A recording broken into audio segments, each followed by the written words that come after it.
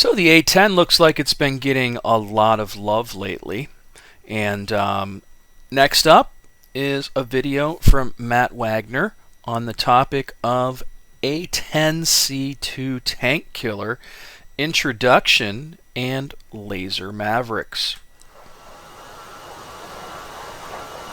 Hey everyone, Wags here from Eagle Dynamics. In this A-10C II Tank Killer video, we'll introduce the primary features of this update and instruct you on the use of the AGM-65L laser-guided Maverick.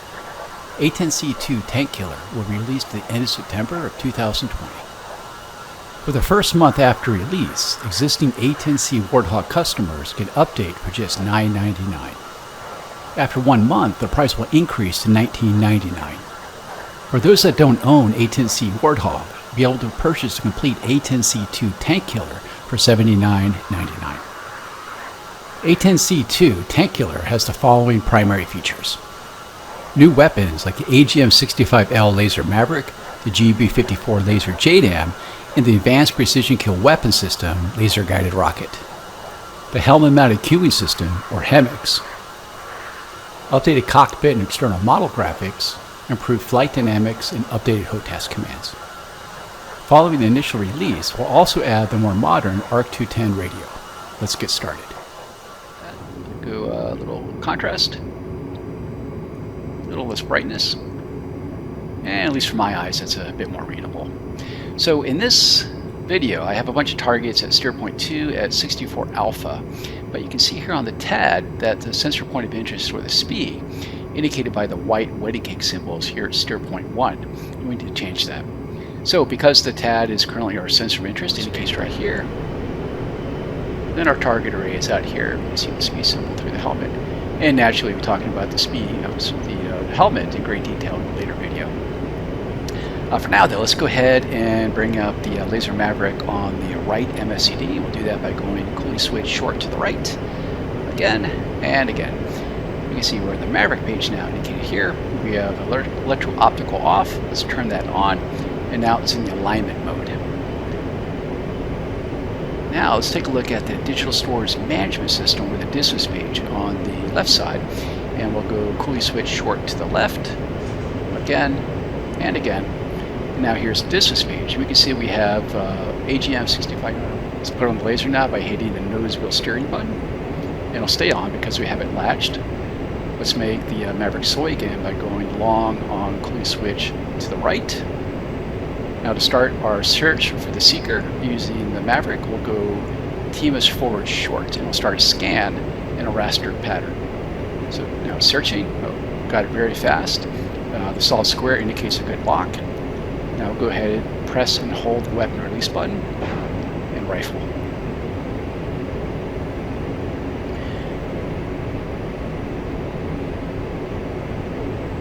And shack. So that's a little look at what we have coming for A-10C II. Not bad at all. It's about 12 minutes and 49 seconds long in its entirety. I will throw a link to this in the video description so you can check it out for yourself. Alright, next up is another A-10C II Tank Killer video from Wags.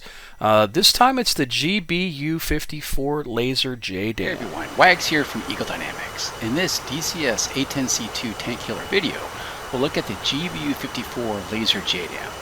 The GB-54 is a 500-pound class bomb with options for INS GPS and laser homing guidance. It can be loaded in all 1760 smart racks. While the INS GPS allows you to launch and leave and the ability to engage through clouds and smoke cover, the laser guidance provides increased accuracy and the ability to engage moving targets. It's up to you to determine the best guidance for the engagement. Let's get started. And swing back in. This one's about 8 minutes long in its entirety. I'll throw a link to this one in the video description as well, so you can check it out for yourself. This is an interesting video I happened to find. It's from Jenna Pilot, and I'm guessing this is in Russian. This guy went to go do an interview with, I guess, Ches. who's a producer over at Eagle Dynamics, and it's entirely in Russian, so it's about 40 minutes long. I have no idea what they're saying. Looks like they're having a good time, but it's pretty cool because you get to see what the Eagle Dynamics office looks like. Андрей, приветствую. Мы поговорим о том, как компания Eagle Dynamics производит свой главный продукт и в целом, куда идет развитие этого симулятора, который мы все любим. Для начала добрый день, Гена. Ну, как всегда, у нас есть определенные новости. Yeah, so the cool part is he's walking down the hall, you can see where they're at. Всем привет, ребят, с вами Генопилот, и сегодня мы идем в офис компании Eagle Dynamics в городе Москва. Pretty cool door too. So again, I have no idea what the fuck they're saying, and I have no idea how to translate this video so I can see what they're saying actually. But it's got about 3,000 views, so it must be interesting. And again, it's DCS related. I thought I'd throw that in there for some of you guys that can, you know, translate Russian or whatever they're speaking here. But I'll throw a link to this in the video description as usual, so you can check it out for yourself. So CasmoTV's at it again, and this time out he's making videos of Flying Circus Multiplayer Campaign Episode 5, A Dark Day Indeed. Yeah, there they are. Let's go get yours.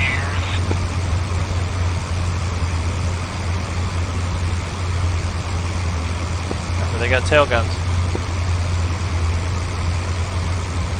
Alright, we're gonna maintain our altitude, but we're gonna turn in towards that. Copy. Hey, Viking, are they north or south of this river?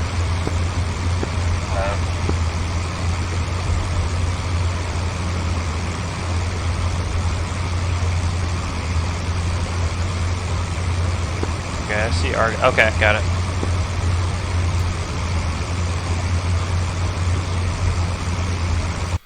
Even with the improvements they've made to the Great Battles series with the spotting improvements, I still don't see how people can spot this stuff without labels on. But it's about 23 minutes in its entirety. It's a pretty cool video of some Flying Circus multiplayer from CasmoTV. I'll throw a link to this in the video description and you can check it out for yourself. So the weekend news was posted on Friday by Eagle Dynamics, and the first thing they talked about is Folds of Honor 2020. And the registration for this event is open until the 25th of September. First place, Fight with Falco, TacView Advanced License, Fox Mount, Desk Mounts, Black Hog B Explorer standalone and DCS module of your choice. Second place, Advanced TacView license, Fox Mount, Desk Mount, and a DCS module of your choice. And third place is just TacView Advanced license and a DCS module of your choice. There's a link here that you can click that gives you the rules of engagement and the registration process. And then next they talk about the P-47 Thunderbolt. And they go on to say that they're going to be introducing 2 expansions to the Thunderbolt. The first is a P-47D-30 early modification. And then the second is going to be a P-47D-40 with rocket capabilities. They don't say exactly when this is going to come out, but I'm hoping in one of the open betas really soon would be nice. And then lastly, they're talking about the Viper. And there was a video that I believe I posted already where it talks about the F-16 Viper with the AGM-65 Mavericks. And this actually says, most notably, we're working on the HARM and Maverick missile systems and look forward to sharing more information with the next 2.5.6 open beta update. And I believe the next open beta update is scheduled for the 24th, maybe? I could be wrong, don't quote me on that, but I do remember seeing that number somewhere. I'll throw a link to this in the video description as usual, and you can check it out for yourself. So here's something I found on the VTOL VR Reddit. So I've played this before, and I think it's really cool. At the same time, I don't like that it can't use HOTAS gear. You have to use your little controllers, your VR controllers. So it looks like it's going to be getting multiplayer, but at the same time, it also looks like that they're probably not going to worry about HOTAS support, because their argument is that the whole idea of this game is to not have HOTAS support, that you use your hands and your VR controllers to grab the stick and the throttle and manipulate the buttons in the cockpit. So I get it, but I don't, and I think that's where they're really missing out on the real, I think, experience, is that they should let you use the VR controllers to reach about the cockpit and press buttons, but let me use my stick and throttle the way I want to. But at the same time, it really is a fun flight sim, and it's not terribly expensive. And if you have VR, at least this one isn't 20 frames per second like DCS is in VR at the moment. So there is that. It's definitely worth checking out, and I know some of you guys probably play it already, so that's why I'm including it. I'll throw a link to this in the video description as usual, and you can check it out for yourself.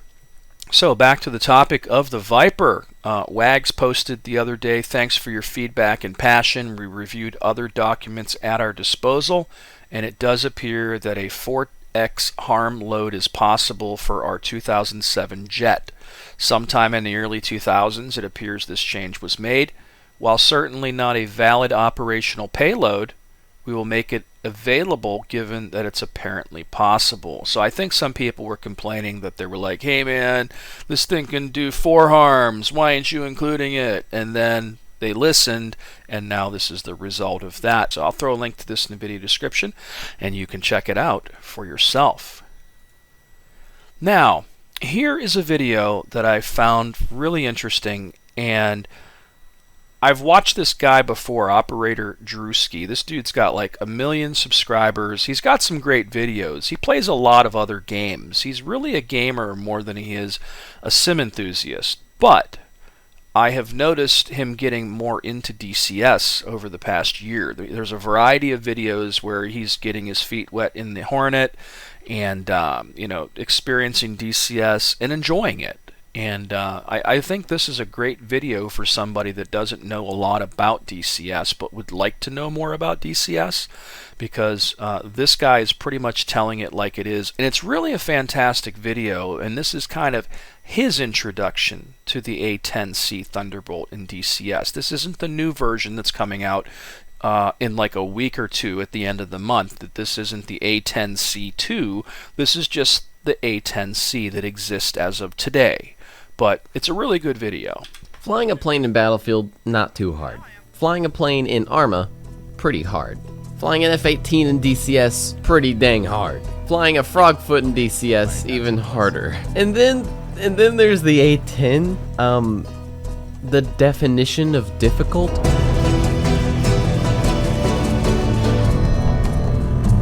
You set a new weapon onto a pylon on the wing, and then you have to click through 6 different menus to be able to tell the aircraft, hey, there's possibly a new weapon on the pylon of your left wing. You have to get a teacher that teaches you over 2 or 3 weeks of time, over 2 to 3 hour long lessons, just to make you barely understand the basics of the aircraft. In DCS, every single piece of this aircraft is one-to-one simulated, as close as you can get to the real life one. Every single button in the cockpit works as far as I know. All the mechanics are the same. If you fly this plane in DCS, you could hop into the cockpit of the real one and most likely fly a real A-10 just the same. Now, there's a lot more training and actual preparation that comes for that, but you do have the basics of the aircraft down in this simulator. So how do you get into learning one of the most complicated simulated aircraft in all of video game history? Well, you get a guy like Ralphie Dude to help you out. Ralphie plays a lot of DCS. He's sat in the cockpit of this simulated aircraft for 10 plus years now. This guy is probably the #1 dude you want training you how to fly this plane. But first, he won't teach you by just flying the plane. You have to go through ground school first. Yeah, ground school in a video game. Just like how we did. It's pretty crazy. Ralphie Dude's got some fantastic DCS videos, and I think most of you know who this guy is. But he's pretty much right on the money, man. Like, the A-10 really is one of the hardest ones to learn in DCS. There's just so much to learn.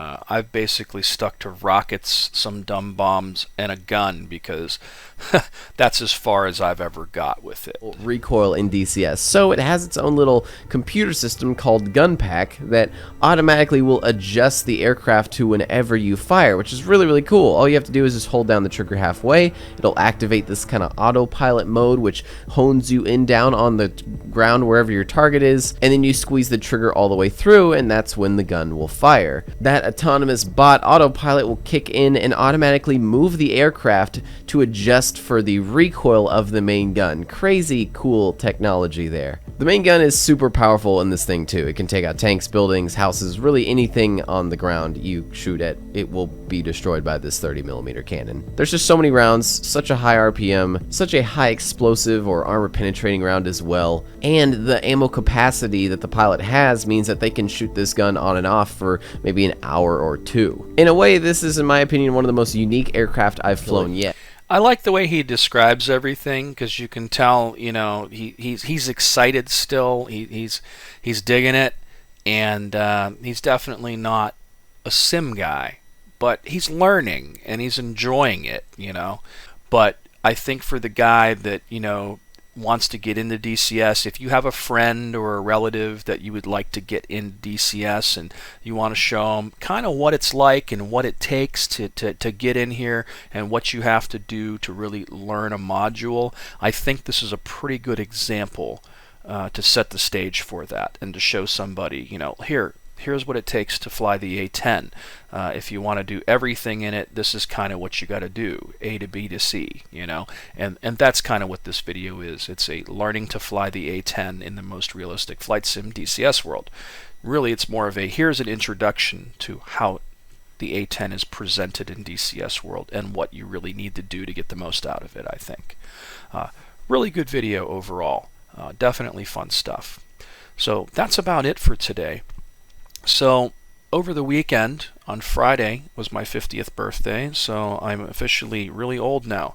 And then Saturday, I have the best girlfriend in the world who surprised me with a present, and the present was a flight in a helicopter. So I got to go up in an R-44 helicopter over part of the Pittsburgh region here where I'm from, and man, was it fun. You know, I got to get up there, and for about 35 minutes I was able to take the stick, or the cyclic, the collective, the throttle, and the pedals, and fly a helicopter for real. And wow, it was fucking scary, but it was fucking cool. You know what I mean? It was like both, because I think what we miss and that we don't realize we're missing is the world that's around us in the sim, you know? So like as I'm making just the very smallest minute adjustments, you know what I mean, to the helicopter to fly it, it's magnified by 100 in terms of movement. You know, to fly a helicopter for real takes very minute adjustments. It's not yanking and banking the stick like you do in most fixed-wing planes. So I will say this, my experience in DCS world really helped me out a lot. Because I know in DCS as well, you can't yank and bank. It really is very small movements if your stick is set up properly in DCS world. And yeah, so like just the smallest movements really feel drastic, I guess. And it was a little bit windy too, which didn't help. So like the pilot that was next to me the whole time had his finger on the stick as well. It was kind of a conjoined stick, you know. And while I was flying it, he did have his finger on it the whole time if he needed to take over.